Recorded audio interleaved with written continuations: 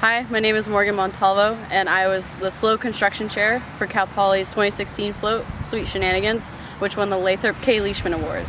The float that year was gummy bears in an ice cream wonderland having a winter adventure. They were ice skating, they were sledding, throwing snowballs, and generally just having a ton of fun. It was a very whimsical and lighthearted float that really showed Cal Poly's humorous nature in our float building.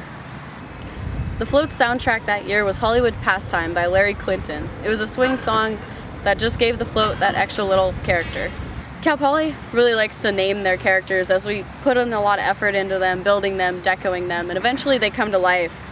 Some of the characters on this year's float were graham cracker bears in the front that were sledding, Lieutenant Dan that was peekabooing up and down, hiding from snowballs launching from the snowball bear. There was Sprinkles that was ice skating around next to Nom Nom Bear that was eating one of the cookies from the Cal Poly letters.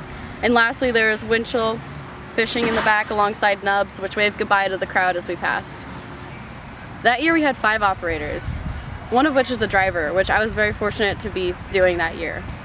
We had a 5th operator because we not only had a driver and observer and the 2 engine operators, but we had a single operator that was solely looking at the snowball mech. The snowball mech was essentially a mech that was the first time Cal Poly tried to project a moving object off of one part of the float into another and recycle that same object and keep projecting that object off. So it was a continuous motion. For the 2016 float, it was the first time we tried on-float cameras.